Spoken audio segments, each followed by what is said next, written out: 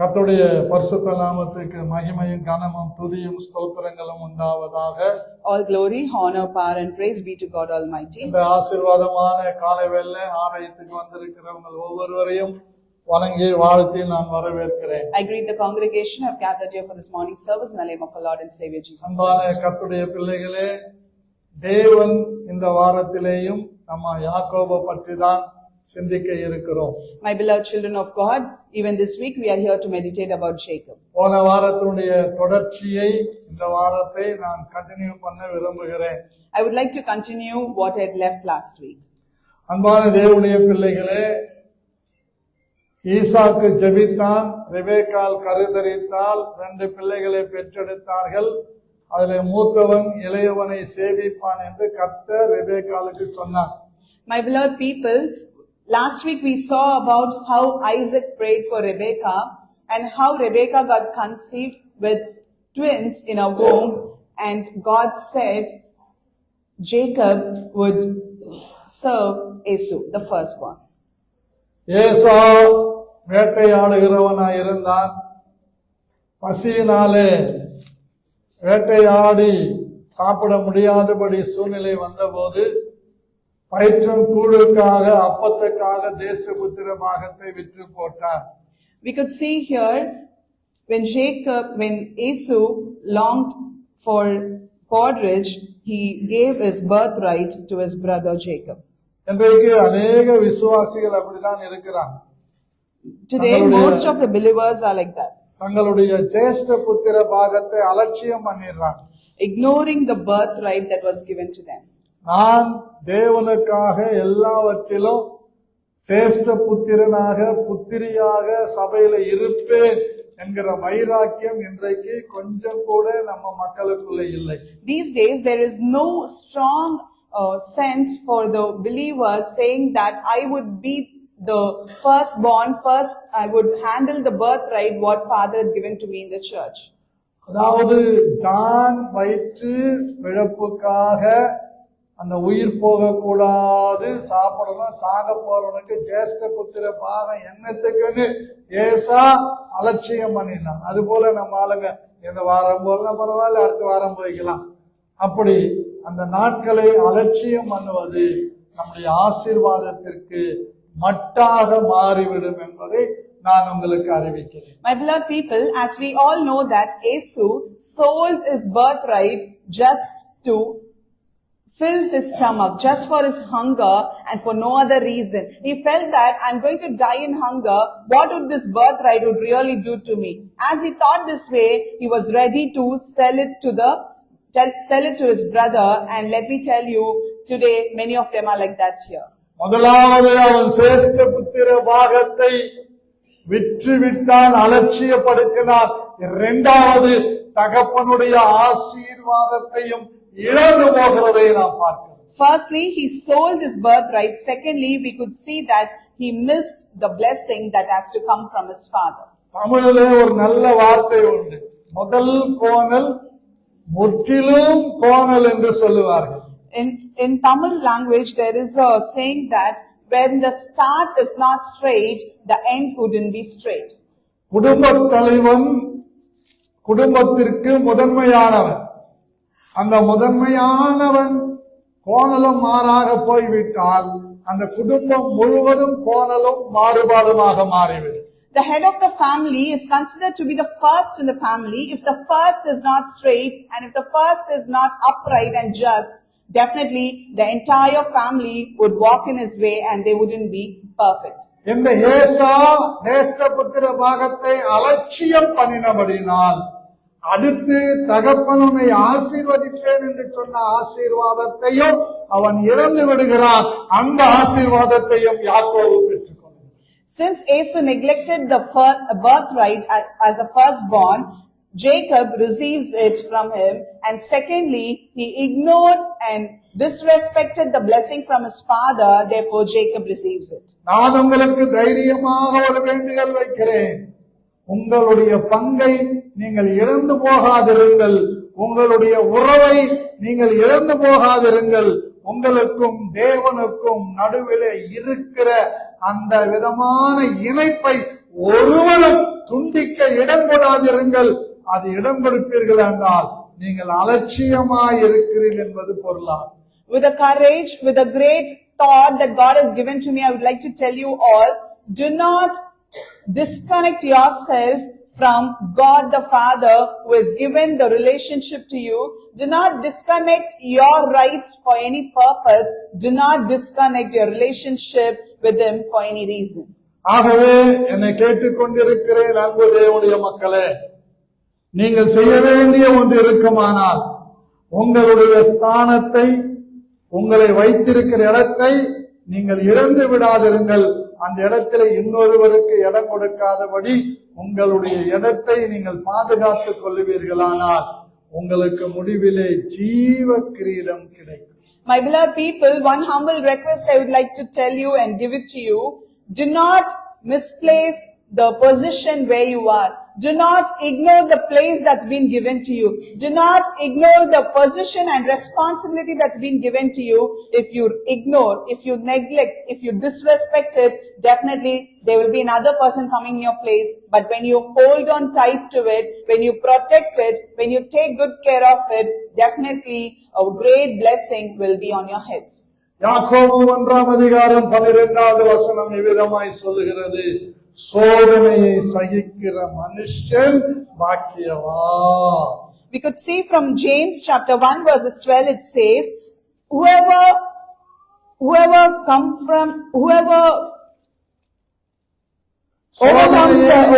the test is considered blessed. சோதனையை சகிக்கிற மனுஷன் பாக்கியவான், அவன் உத்தமன் என்று விளங்கின பின்பு கர்த்தர் தம்மிடத்தில் அன்புக்குள்ளுக்கு வாக்குத்தத்தம் பண்ணின ஜீவ கிரீடத்தை பெறுவான். Blessed is the man that endures trial, for when he is tried, he shall receive the crown of life which the Lord has promised to them that loves him. நான் மனுஷர்கள் பேசுகிற பிரகாரமாய் பேசுகிறேன். நீங்கள் சோதனை வருகிற நேரங்களிலே, நெருக்கங்கள் வருகிற நேரங்களிலே பாக்கியவான்களாய் இருப்பீர்கள். I talk like how general man talks to you. Let me tell you very clearly, when you are very careful and protective about your birthright, and when you do not lose your birthright, definitely you are considered a blessed one. When you are ready to lose it, then you will be a cursed person. மனிதர்களிடத்திலே நீங்கள் அன்பு கூறுவதை விட தேவனிடத்திலே அதிகமாய் அன்பு கூறினால் கர்த்தர் உங்களுக்கு வாக்குத்தத்தம் பண்ணியிருக்க. If your love for people, if your love for men is going to be more than the love for God, definitely you cannot achieve any great thing or accomplish anything. But when your love for God is more compared to the love for men, definitely the crown of life and the promises that's given in the scripture shall fall on your head. பக்கத்துல பார்த்து நல்லா கையை பிடிச்சு சந்தோஷமா அவங்க முகத்தை பார்த்து ஒரு சொட்டு கண்ணீர் விட்டு சொல்லுங்க. Hold on to your neighbors with great joy and look at their faces and tell unto them. நீங்க தயவு செய்து உங்கள் ஸ்தானத்தை இழந்து போகாதபடி எச்சரிக்கையாயிருங்கள். கர்த்தர் உங்களுக்கு ஜீவ கிரீடத்தை வைத்திருக்கிறார். Be careful that you do not give up your position or place that's been given to you, so that you shall receive the crown of life.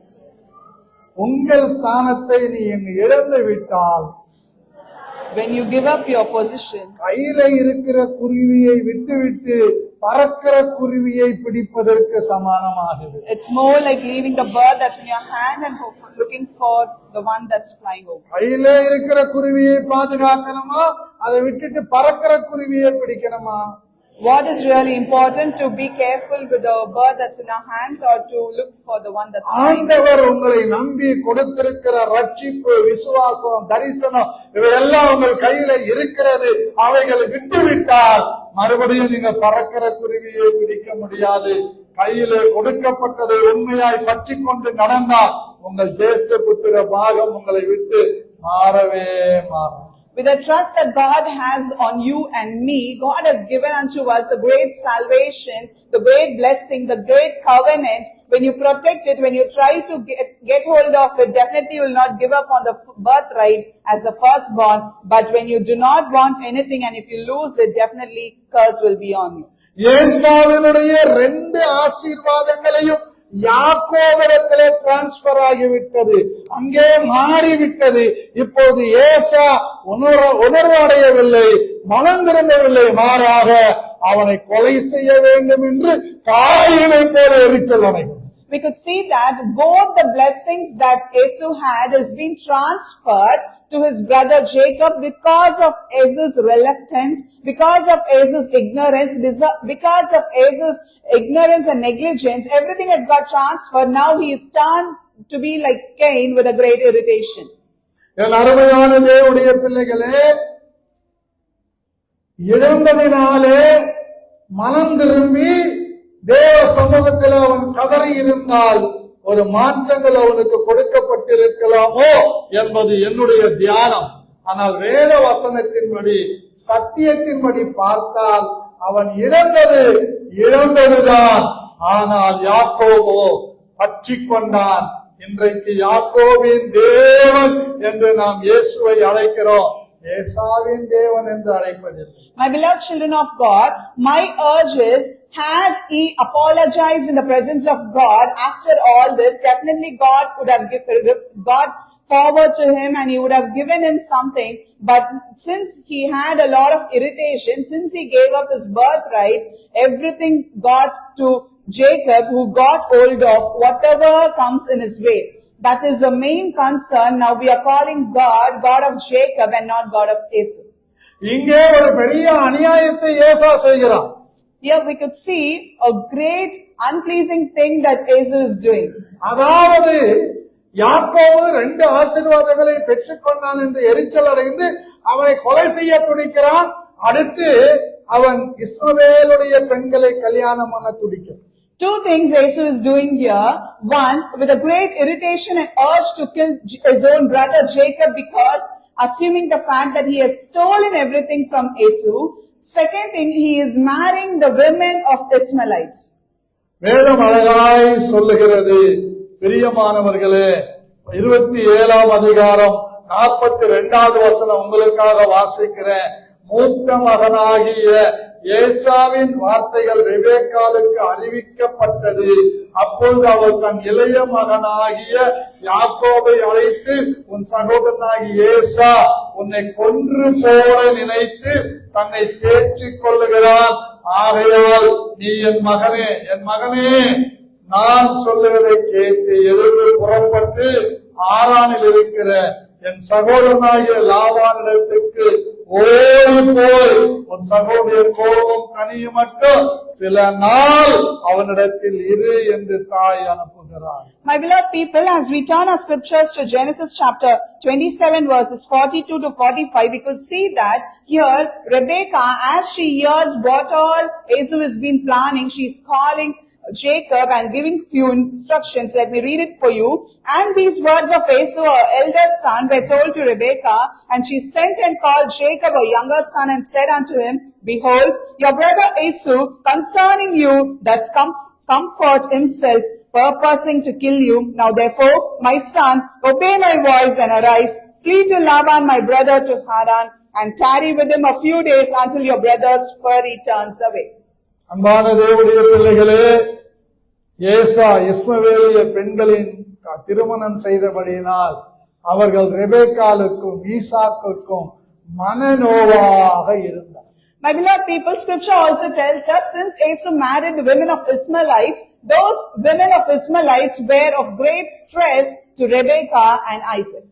நான் இங்க இருக்கிற திருமணமாகி சிறு பிள்ளைகளாக இருக்கிற நீங்க மாமியாருக்கும் மாமனாருக்கும் மனநோவா இருக்க கூடாது என்று உங்களை தாழ்மையாய் கேட்டுக்கொள்கிறேன். My beloved people, I am telling to the youngsters who have married here, do not be a stress or do not be a burden to your mother-in-law or your father-in-law.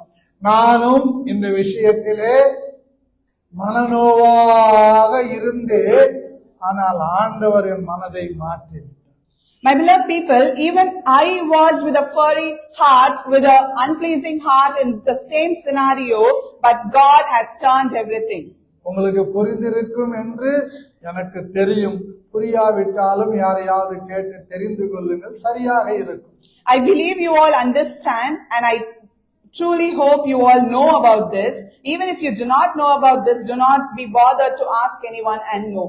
இப்பொழுது நான் உங்களை கேட்டுக்கொள்கிறேன், நீங்கள் எனக்கு மனநோவா இல்லாதிருங்கள், நானும் உங்களுக்கு மனநோவா இல்லாதிருப்பேன். My beloved people, today at this moment I would like to request you all not to be a stress to me. Even I wouldn't be the same way. எல்லா நோய்களுக்கும் மருந்து மாத்திரைகள் இருக்கிறது, அல்லது இயற்கை வைத்தியம் இருக்கிறது. ஆனால் இந்த மனநோவுக்கு எந்த மருந்தும் இல்லை. மனநோவை நீக்கக்கூடிய ஒரே ஒரு மருந்து, அருமருந்து, இயேசு கிறிஸ்து என்னும் திருமருந்து. My beloved people, all the disease, all the sickness in the world has a medicine, but one thing that does not have a medicine is the stress. When we get into stress, nothing could cure us. Even any natural remedy cannot cure us. But when we sit in the presence of the Lord, that is the only thing that could relieve us from stress and bring us back to existence. ரோமர் 8:26 இவ்விதமாக சொல்லுகிறது, அன்றியும் அவருடைய தீர்மானத்தின்படி அழைக்கப்பட்டவர்களாய். 26-28 பாருங்க. 28 அவரிடத்தில் அன்பு கூறுவதற்கு சகலமும் நன்மைக்கு ஏதுவாய் நடக்கிறது என்று அறிந்திருக்கிறேன். If we could turn our scriptures to Romans chapter 8 verses 28, it says very clearly, and we know that all things work together for good to them that love God, to them who are called according to His purpose. நேற்று ஒரு தம்பதியர் என்னை பார்க்க வந்திருந்தார்கள். அவர்களை அந்த குடும்பத்தார் எல்லாரும் புறக்கணித்து விட்டார்கள், ஒதுக்கி தள்ளிவிட்டார்கள். ஆனால் அவர்களோ தங்களுடைய சொந்த உழைப்பினாலே முன்னேறி கொண்டு வருகிறார்கள்.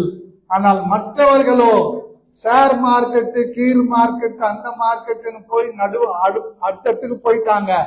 ஆனா இவங்க கிட்ட இருந்து ஏதாகிலும் கிடைக்குமான்னு எதிர்பார்த்து கொண்டிருக்கிறாங்க.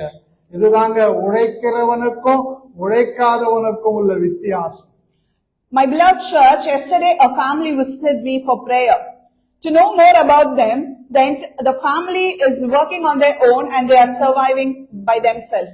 But the entire relatives of them had ignored them and they have just abandoned them, we should say, saying that they cannot be with them. They don't want to have any ties with them. They cut on everything. But this family who works really hard is prospering in the name of the Lord. But the other relatives who were against them are really into trouble because they believed in the share market. Let me tell you, this is the difference when people work hard and earn on their own, and difference between the people who rely on other man and go in vain. நான் அவர்களுக்கு தாழ்மையாக சொல்லி அனுப்பினது, எந்த சூழ்நிலையும் உன் தாயையும் விட்டு விடாதே, உன் புருஷனுடைய தாய் தகப்பனையும் விட்டு விடாதே. 2030 நீங்கள் செழிப்பாக, சிறப்பாக, ஆசீர்வாதமாக இருப்பீர்கள் என்று அவர்களை பிளஸ் பண்ணி அனுப்பினேன்.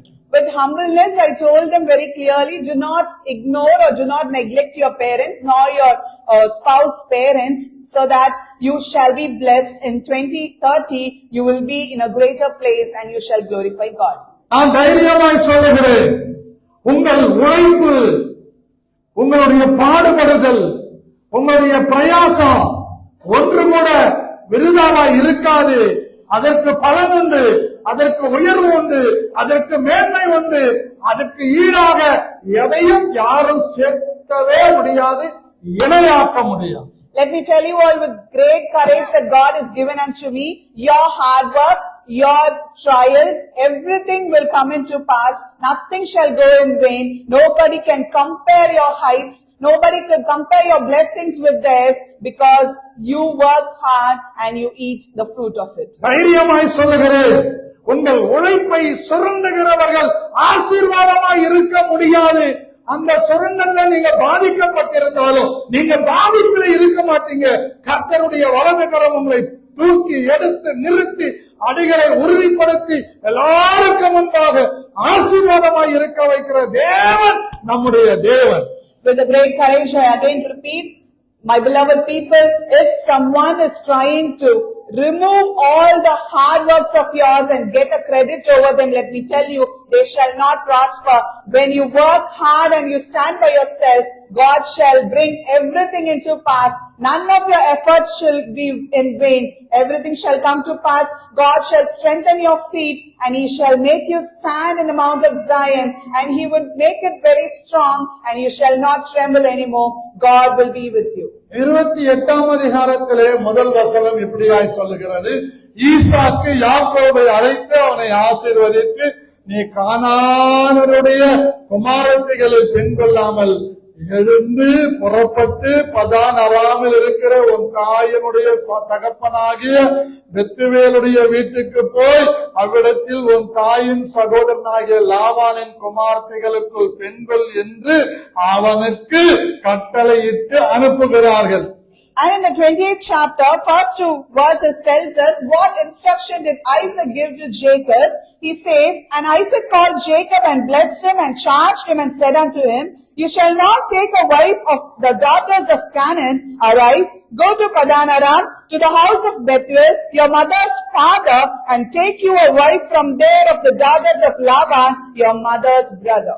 நாங்களும் ஈசாக்கை போலதான் சொல்லுகிறோம்.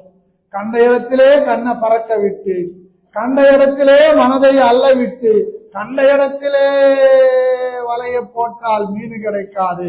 இயேசு சொன்ன இடத்திலே வலைய போட்டா ஆசீர்வாதமான மீன்கள் கிடைக்கும். Like what Isaac tells to Jacob, we in the church also tell to the youngsters and everyone here, do not go and hunt. Do not go and spread your net in the place where you cannot get fishes. Rather, go to a place where God shows you. Go to a place where God has promised for you to hunt for fishes, to fetch some fishes, so that when you spread your nets, definitely you will catch good fishes. தாய் தகப்பனுடைய வார்த்தைக்கு கீழ்ப்படிந்து யாக்கோபு புறப்பட்டு பதான் அராமுக்கு போகிறான். My beloved people, here we could see that Jacob obeys the word of his parents and he is leaving that place and moving to Padan Aram. இந்த பதான் அராமுக்கு போகிறதற்கு முன்பாக அதனுடைய அர்த்தம் என்ன? அவன் இருக்கிற இடத்தை விட்டு புறப்பட வேண்டும் என்பது அதனுடைய பொருள்.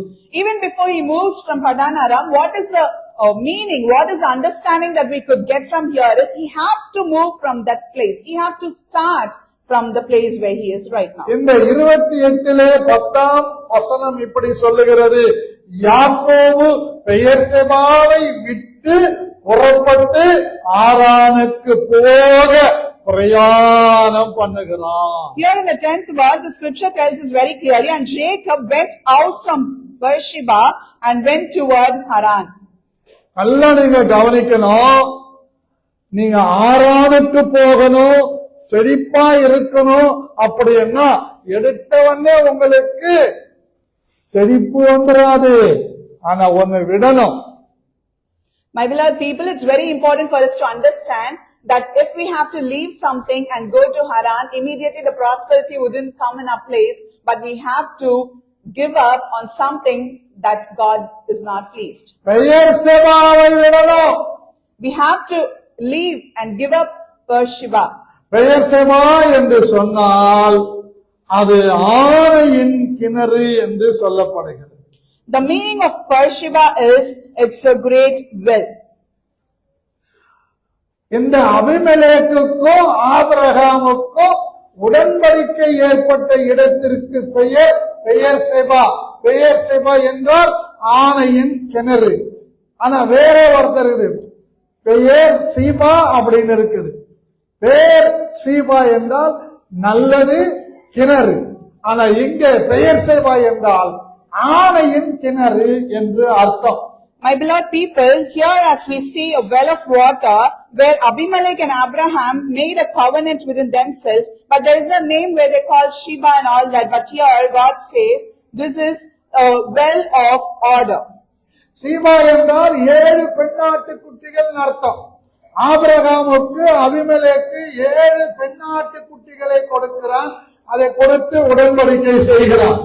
Here when we say Sheba, which means like 7 young lambs, and Abimelech gives that and creates a covenant. உங்களுக்கு புரியுறதுக்காக நான் சொல்லுகிறேன்.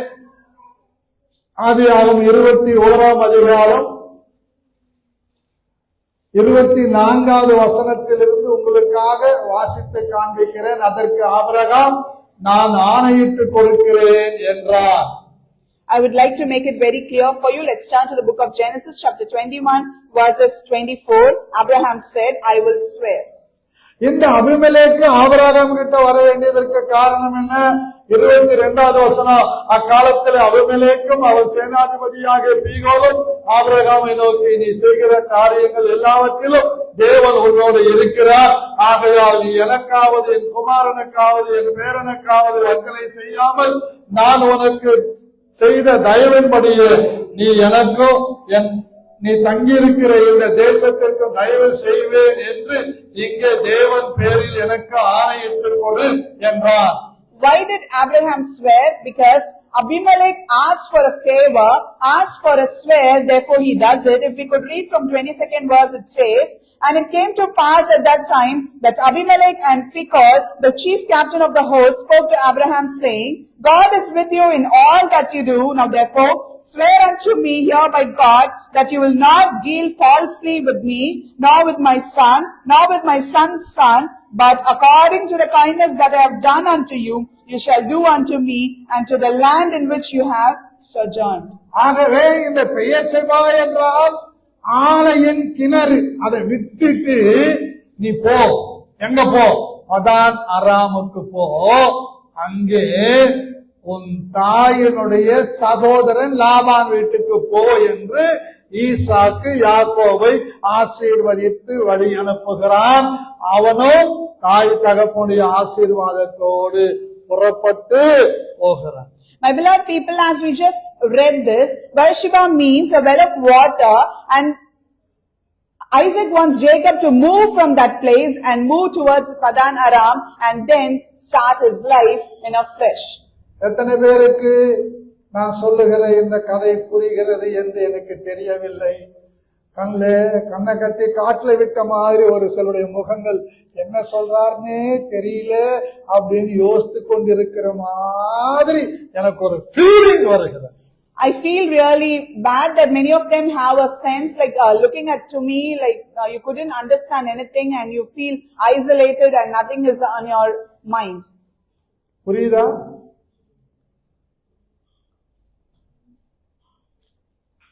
How many people understanding?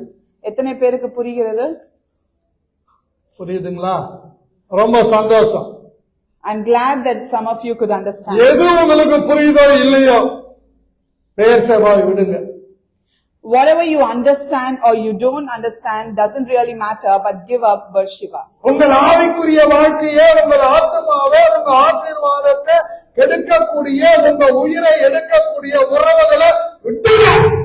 Give up the relationship that would spoil your salvation, that would spoil your soul, that would put you to death. Give up this relationship, and that's Beersheba. உங்க ஆத்ம ரட்சிப்புக்கு எது தடையா இருக்குதோ அதை விடுங்க. Give up that is a great hindrance to the salvation of your soul. அசுத்தமானதை விட்டு புறப்படுங்க. Give up the dirty things that is in your way and move forward. சாபத்திலே, நஷ்டத்திலே, கஷ்டத்திலே உட்கார்ந்து இருக்க வேண்டாம். அப்படிப்பட்ட உறவு நமக்கு வேண்டாம். அதை விட்டு புறப்பட்டு போங்க என்று கர்த்தர் சொல்லுகிறார். God tells us very clearly, we are not here to live with a curse. We are not here to live with some discrepancies. So therefore God tells unto you, give up that brings you curse, give up that brings you loss and move forward. நடந்த ஒரு சம்பவத்தை உங்களுக்கு புரியும்படியாக சொல்லுகிறேன். I would like to highlight an incident that has happened recently. எனக்கு தெரிந்த ஒரு ஐயா, அந்த ஐயாவுக்கு 3 பிள்ளைங்க. I know a brother and he had 3 sons, 3 children. அவர் ரயில்வேல நல்ல நிலையிலே வேலை பார்த்தவர், ரிட்டையர்ட் ஆயிட்டார். He was working in a very good position in railways and he is retired. அவருக்கு நிறைய லட்சக்கணக்கில் ரூபாய்கள் வந்தது. He had lakhs and lakhs of money with him. அவருடைய மூத்த மகனும் அவருடைய மனைவியும் அவரையும் அவர் மனைவியையும் கண்ணால கூட பாக்குறது இல்ல, பேசுறது இல்ல. அவங்களோட நாங்க இருக்க மாட்டோம் சொல்லி கட்டணை வீட்டை விட்டு அவங்களை வெளியே அனுப்பிட்டாங்க. ரயில்வே அதிகாரியா இருந்தவர் வாடகை வீட்டில இருந்தார். The eldest son and his wife did not want to even face them. They just chased them out of the house. And the person who was working in railway with a own house now living in a rental house. இளைய மகனும் மகளும் அவங்கள நேசித்து அவங்கள அன்பு கூர்ந்து அவங்களோட பட்சமா இருந்தாங்க. The younger son and daughter were with their parents. They loved them and they were comforting them. மூத்த மகனும் மருமகளும் அவரை ரெண்டு பேரும் ஏத்துக்கிட்டாங்கன்னு இவங்க அவங்க வீட்டுக்கு போறதில்ல, அவங்க இவங்க வீட்டுக்கு போறதில்ல. Just because the younger son and daughter accepted their parents and comforted them, the elder son and his wife just neglected them, ignored them completely.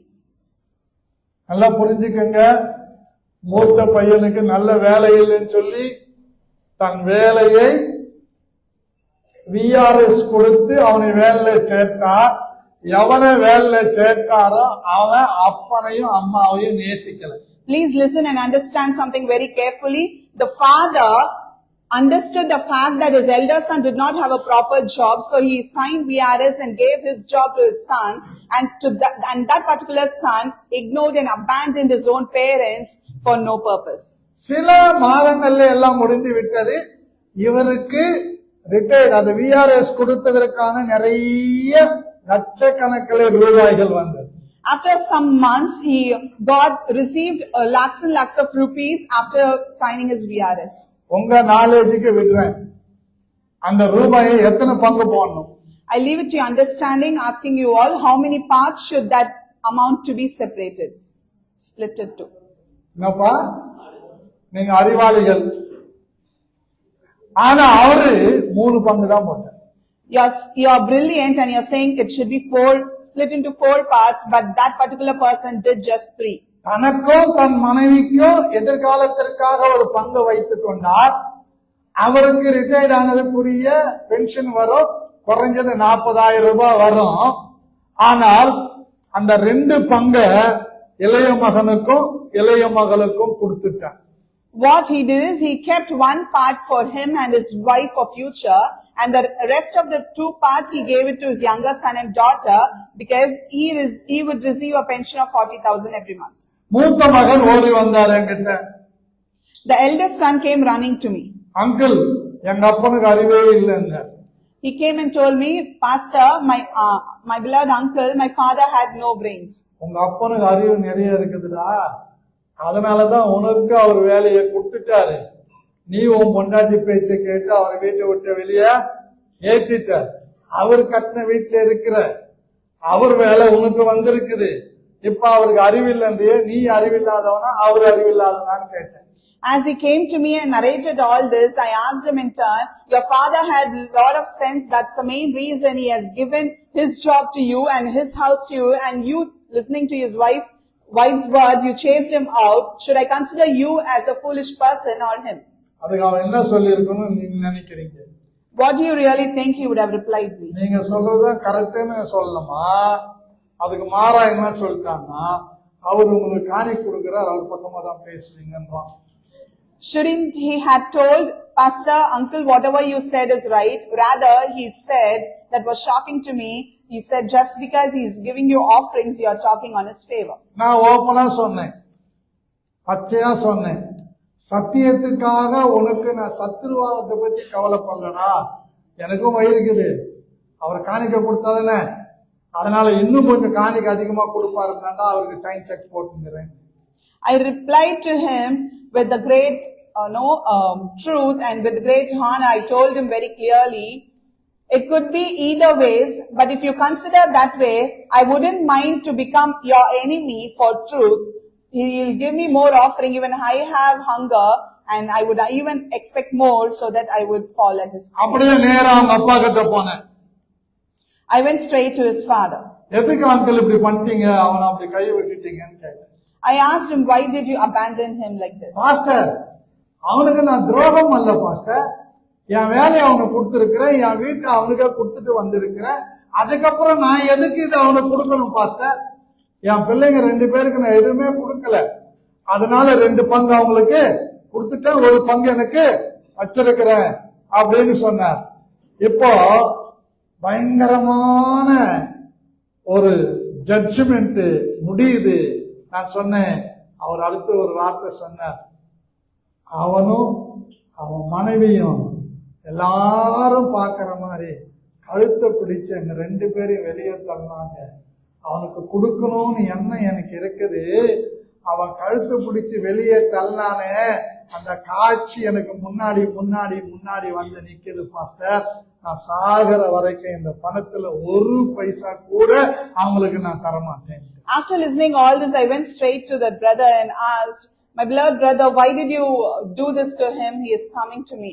Then he replied saying that I have given him my house, I have given him my work, and why should I even give him more? Because I did not do anything for these children, for these 2 people, so I gave everything to him.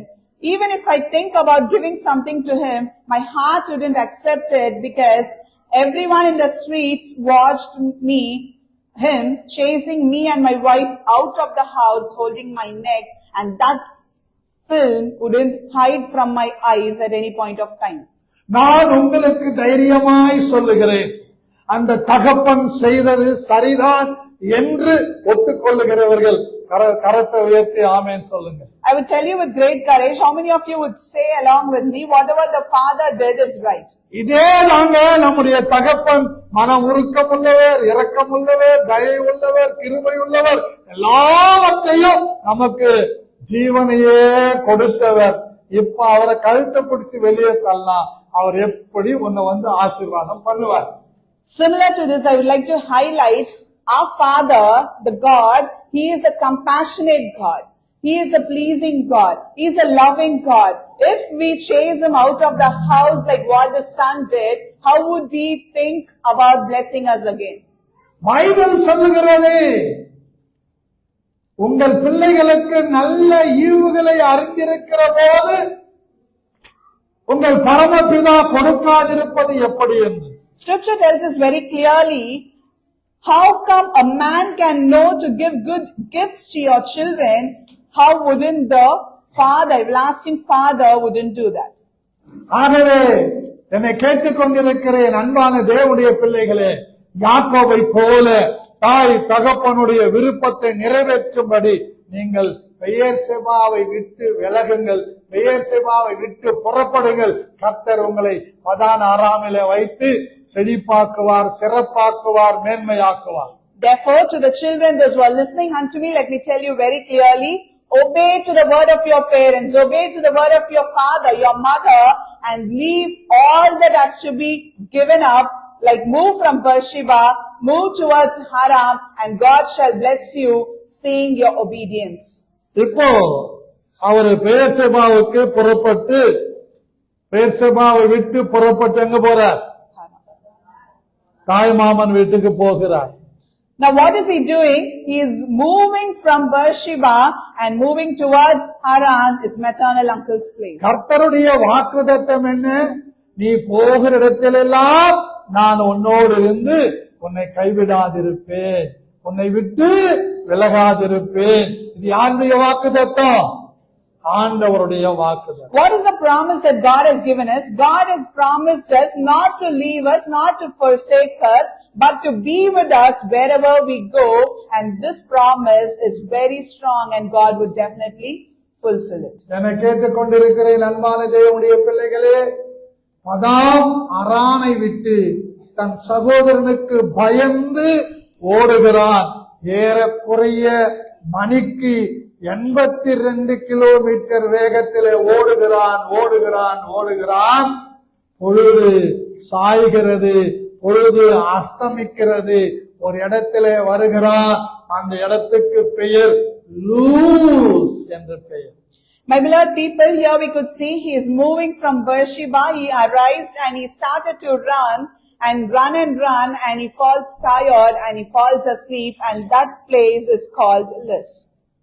நல்லா கவனிக்கணும். ஒரு மணிக்கு 82 kilometre வேகத்திலே ஓடுகிறான் என்றால், அவன் பொழுது அஸ்தமிக்கிறதற்கு முன்பாக ஏறக்குறைய 82 kilometre போய் ஒரு இடத்துல சேருகிறான். அந்த இடத்திற்கு பெயர் லூஸ் என்கிற இடம். Let's understand and listen the fact very clearly. When we could see that he is running 82 meter per speed, which means that he is reaching the place which had 82 kilometer distance before the sun sets, and that place is called as Luz. அவனை ஓட வைத்தது எது? What did really push him to run? அவனை ஓட வைத்தது எது? What did make him run so fast? மரண பயம். The fear of death. இன்னைக்கு நிறைய பேருக்குள்ள அந்த பயம் இருக்குது. Today many of you have that fear with you. ஒரு சிலரெல்லாம் உங்கள் பார்வைக்கு எதெல்லாம் அஸ்தமித்து விட்டதாக இருக்கிறதோ அதெல்லாம் என் இயேசுவின் பார்வைக்கு பிரத்யட்சமாக பிரைட்டாக இருக்கிறது. In many of your eyes you could have felt that everything has set, everything has come to pass, but in the front of our eyes of the Lord everything is fresh and bright. எனக்கு அன்பானவர்களே, பயம் வேதனை உள்ளது. பயம் தேவனை விட்டு உன்னை தூரமாக்கிவிடும். பயம் உனக்கும் தேவனுக்கும் இருக்கிற உறவை தடைப்படுத்திவிடும். இந்த பயத்தை உனக்குள்ள உண்டு பண்ணுகிறவன் பிசாசு. இயேசு தைரியத்தை தருகிறார். My beloved people, the fear that you have within you would separate you from the relationship that you have with God. The fear would not let you succeed. The fear would not let you go forward, because God is not a person who gives us fear. Fear is given by Satan, but God gives us not fear, but a courage to face everything. பயம் வேதனை உள்ளது என்று 1 யோவான் 2ஆம் அதிகாரத்திலே நீங்கள் படிக்க முடியும். In 1 John, we could see that fear brings us burden. பயம் வேதனை உள்ளது. It says fear is a burden. அந்த பயம் உங்களுக்குள்ள இருக்கும்போது அது வேதனை இருக்கும். அன்பு பயத்தை புறம்பே தள்ளும் என்று வேதம் சொல்லுகிறது. Unless the fear is within us, we would have a kind of burden, worries within us, but the love of the world changes everything and brings everything out. 2ஆம் அதிகாரம் என்று சொன்னது தவறுதலாக சொல்லியிருக்கிறேன், மன்னிக்கவும். 4ஆம் அதிகாரம். Let's turn to 1 John chapter 4. 18வது வசனம். And the 18th verse says this way. அன்பிலே பயம் இல்லை. There is no fear in love, பூரண அன்பு பயத்தை புறம்பே தள்ளும். but perfect love casts out fear. பயமானது வேதனை உள்ளது. Because fear has to do with punishment. பயப்படுகிறவன் அன்பில் பூரணப்பட்டவன் அல்ல. He that fears is not made perfect in love. நீதிமொழிகள் 29:25 படி. Let's turn to Proverbs chapter 29 verses 25. எடுத்தீங்களா? மனுஷனுக்கு பயப்படுகிற பயம் கண்ணியை வருவிக்கும். கர்த்தரை நம்புகிறவனோ உயர்ந்த அடைக்கலத்திலே வைக்கப்படுவான். The fear of the man brings a snare, but whosoever puts his trust in the Lord shall be safe. இன்னைக்கு நிறைய பேரு எதுக்கெடுத்தாலும் பயம். Today, எதை செய்ய சொன்னாலும் பயம், எங்க போக சொன்னாலும் பயம். இருட்ட பார்த்தா பயம், மனுஷனை பார்த்தா பயம், நாயை பார்த்தா பயம், கோழியை பார்த்தா பயம், குருவியை பார்த்தா பயம், கேவலம் கரப்பாம்பூச்சியை பார்த்தா அவ்வளவு பயம். today many of us will have a kind of a fear, and they possess it everywhere they go. If we ask them to go somewhere, they would say they have fear. They are afraid to do it. If they see a bird, they have a fear. They are afraid of the bird. Nothing but even a cockroach they are afraid to do. When there is a fear to do everything, there is no love in it. அதனால்தான் ஆண்டவர் பல இடத்துல சொல்லியிருக்கிறார், பயப்படாதே பயப்படாதே பயப்படாதே. 365 நாளுக்கும் சொல்லி இருக்கிறார். That's the main reason God has promised and given us a instruction, do not fear, do not fear, do not fear, almost 365 times in the scripture. கர்த்தர் சொன்ன வாக்குத்தத்தம் எல்லாம் நிறைவேறும். அவர் உன்னை விட்டு விலகுவதில்லை, உன்னை கைவிடுவதில்லை என்று சொல்லுகிறார். அதற்கு முன்பு நாம் பயப்படாதது. My beloved people, let me tell you very clearly, all the promises that God gives you shall come into pass. Everything will be fulfilled. He says, I shall not leave you nor forsake you. Before that, there is a word in addition that says, do not fear. இன்றைக்கு நீங்கள் பயத்தை வெளியே துரத்தணுங்கிறதுக்காக சில வாக்குத்தத்தங்களை உங்களுக்கு கொடுக்கிறேன். Today, I would like to help you all cast out, chase out the fear that you have inbuilt within yourself, and I would like to give you promises for that. முதலாவதாக ஏசாயா 41 அதிகாரம் 10வது வசனம். Firstly, let's turn to book of Isaiah chapter 41 verses 10. நீ பயப்படாதே, நான் உன்னுடனே இருக்கிறேன். நீ திகையாதே, நான் உன் தேவன். நான் உன்னை பலப்படுத்தி உனக்கு சகாயம் பண்ணுவேன். என் நீதியின் வலக்கரத்தினால் தாங்குவேன். It says, fear not, for I am with you. Be not dismayed, for I am your God.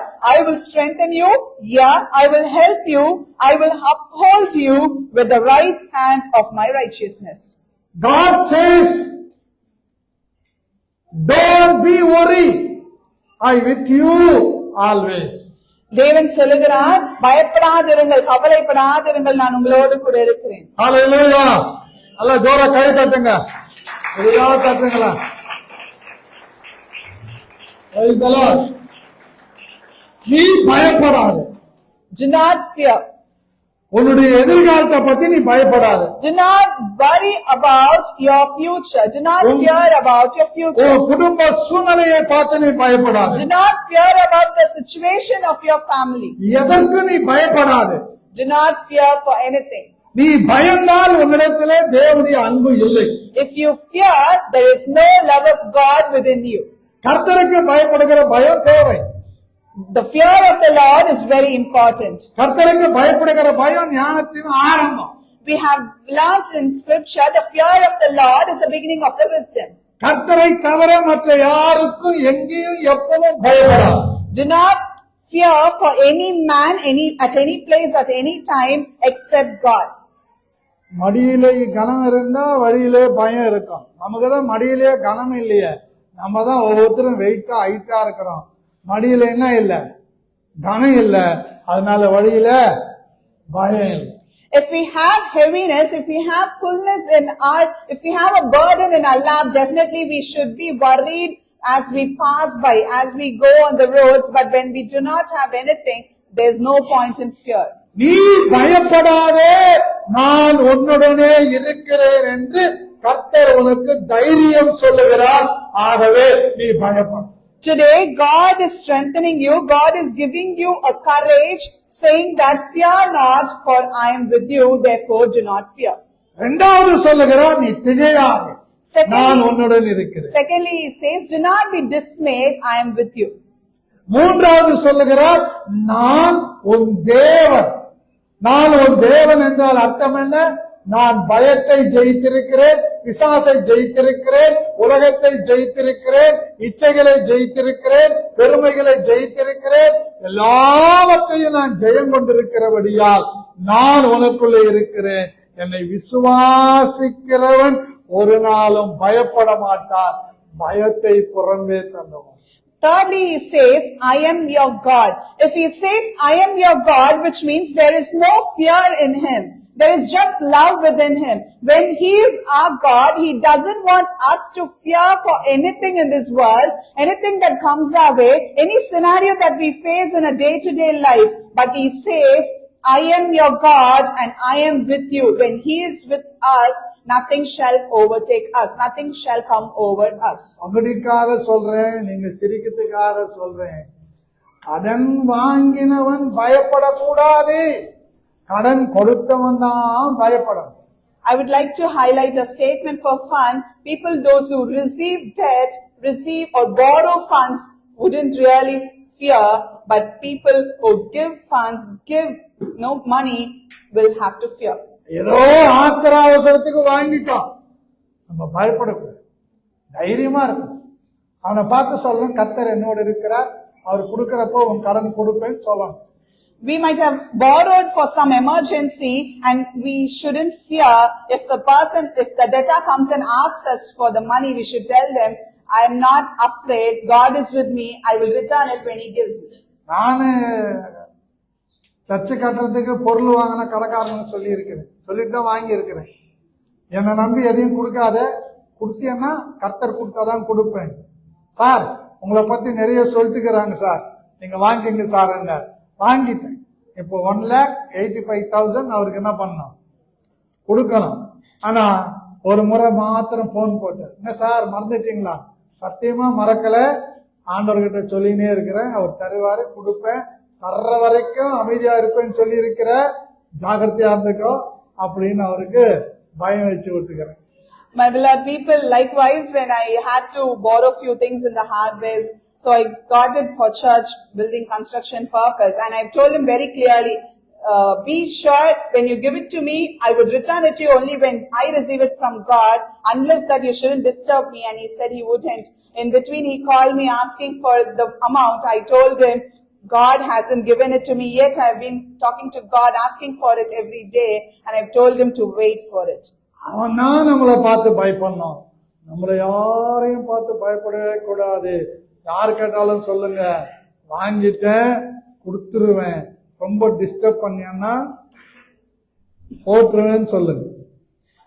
My beloved people, let me tell you very clearly, people those who gives us have to be afraid.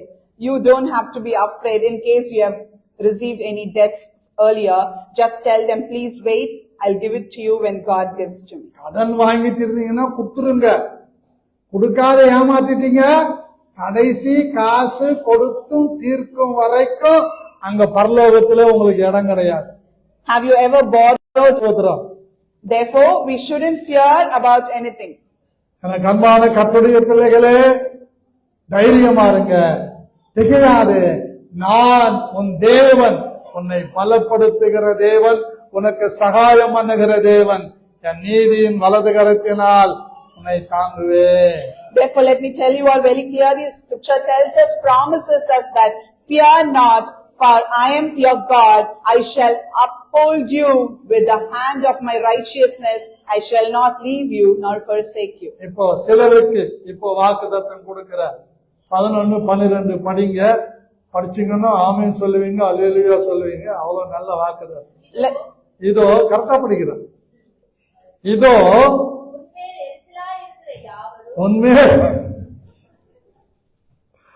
உன்மேல் எரிச்சலா இருக்கிற யாவரும் வெட்கி லட்சை அடைவார்கள், உன்னோட வழக்காடுகிறவர்கள் நாசமாகி ஒன்றுமில்லாமல் போவார்கள்,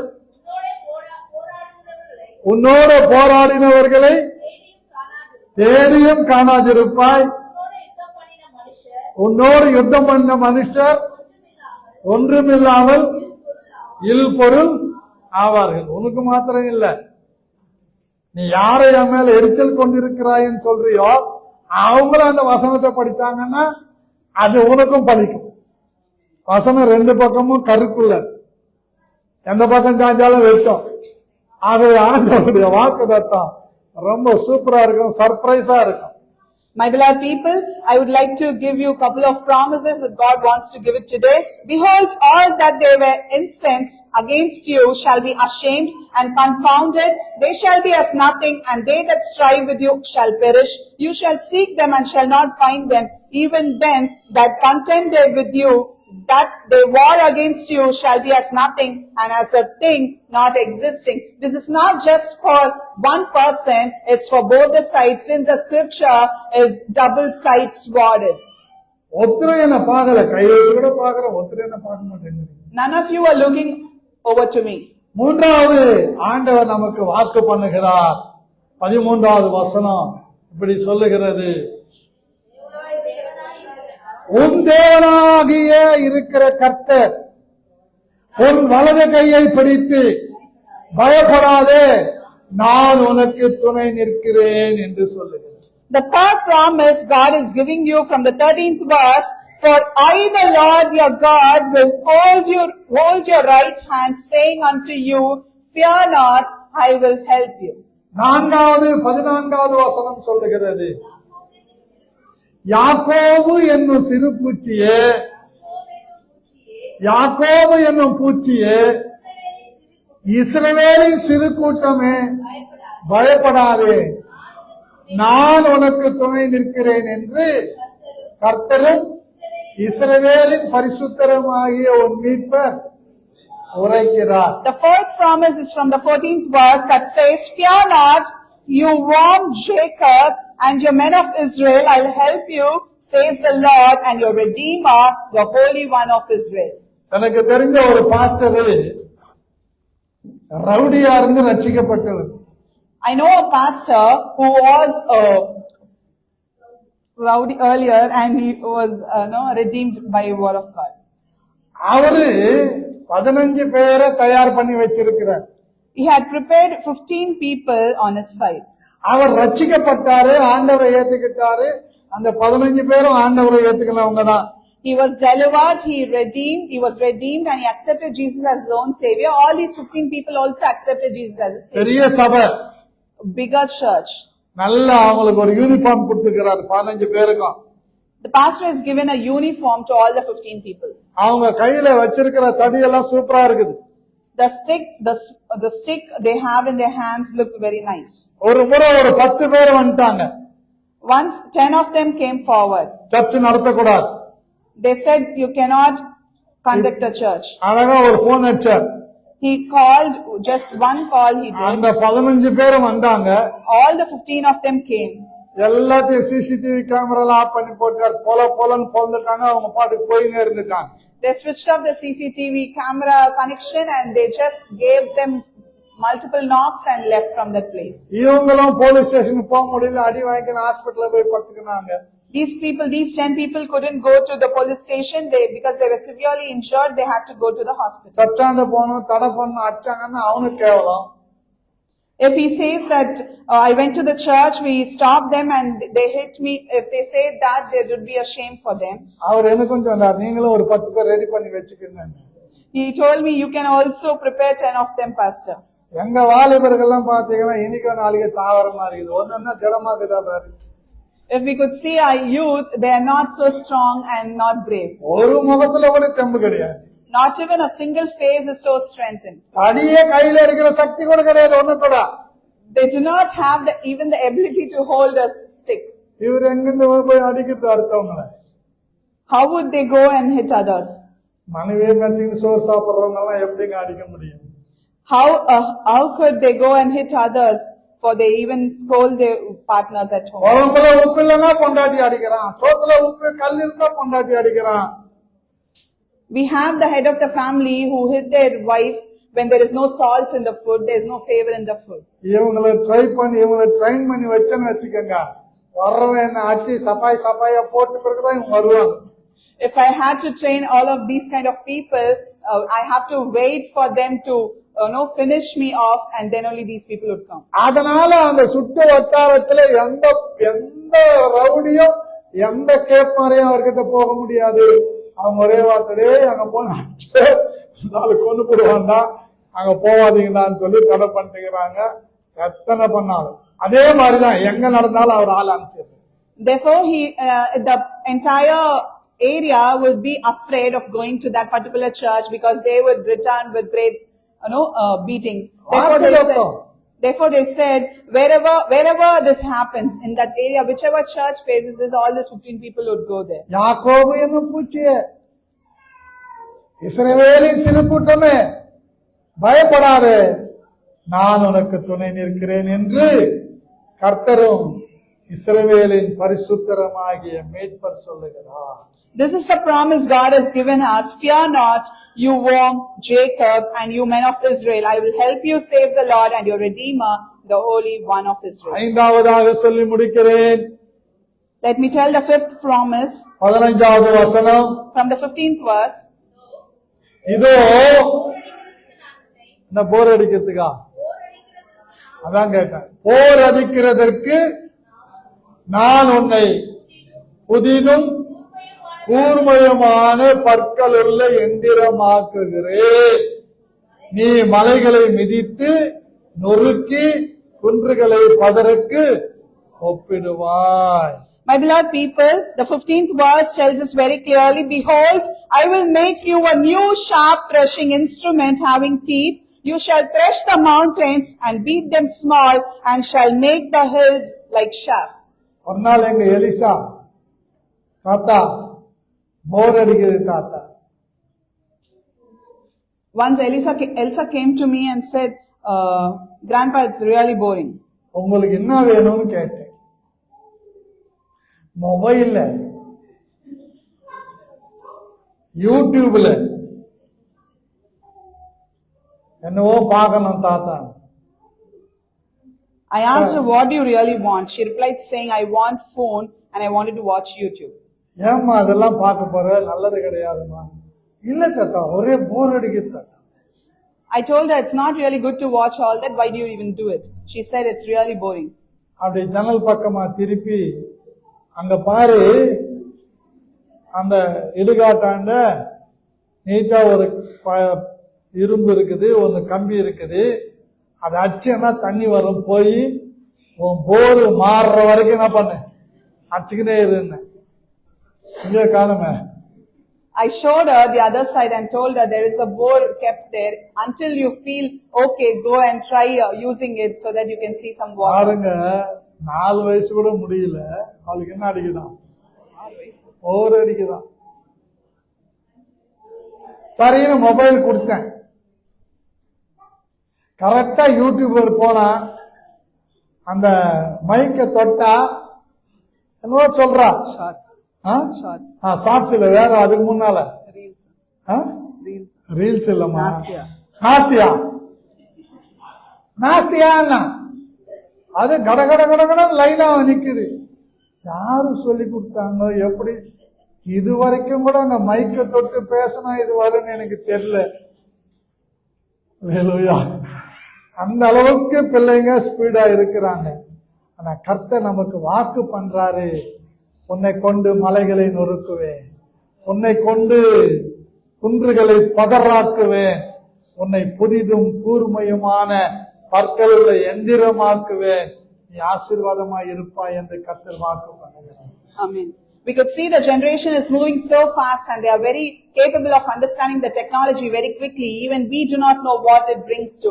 So therefore, God here promised us that, behold, I will make you a new sharp threshing instrument, having teeth. You shall thresh the mountains and beat them small, and shall make the hills like chaff, because I am with you. இவை எல்லாம் யாருக்கு பலிக்கும் என்று என்னை கேட்பீர்களானால், ஈசாக்குக்கு, ரெபேக்காளுக்கு செவி கொடுத்து கீழ்ப்படிந்து அந்த பெயர்செபாவை விட்ட யாக்கோபுக்கு பலித்தது, நமக்கும் பலித்தது.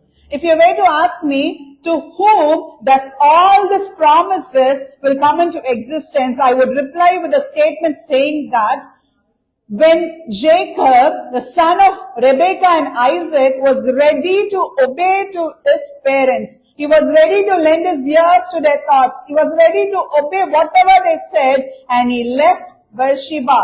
He just left from there and he started to move forward towards Haran, the place where his parents showed him. Likewise, when we obey, when we listen to the elders, when we obey to our parents, when we lend our ears to the scripture, to God the Father, definitely all these promises shall come into pass.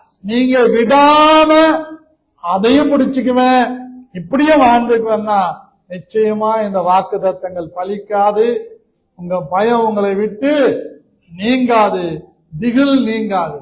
ஆகவே விட்டால் நீங்கள் பயப்படாது இருப்பீர்கள், ஆசீர்வாதமாய் இருப்பீர்கள், மேன்மையாக இருப்பீர்கள், உயர்ந்திருப்பீர்கள், பலுகி பெருகுவீர்கள். கர்த்தர் உங்களை ஆசீர்வதிப்பார். My beloved people, when you do not want to leave Beersheba, when you do not want to listen, when you do not want to obey, definitely these promises will not be applied in your life. This will not come to pass. Rather, fear would cover you. Fear would take dominion over you. It will be dominant over you, and you shall not move forward. But when you leave Beersheba, when you leave that has to be left, when you give up on fear and hold on to the love of God, definitely all these promises shall be in your life. You shall spread, you shall multiply and flourish, and God's blessing will be abundantly on your அந்த வார்த்தையை வச்சுதான் கர்த்தர் அரக்கோணத்தில் என்ன பேசினார். இந்த பெயர்செபாவை விட்டு நீ புறப்பட்டு மறைமல் நகருக்கு போங்க, வந்த ஆண்டவர் ஆசீர்வதிச்சார். With these words, God spoke to me when I was in Arakonam. He said, move from here and go to Maremale Nagar. I left everything and moved to Maremale Nagar, and God has blessed us. எல்லாம் எழுந்திருக்கலாம். கர்த்தர் உங்களை ஆசீர்வதிப்பார்.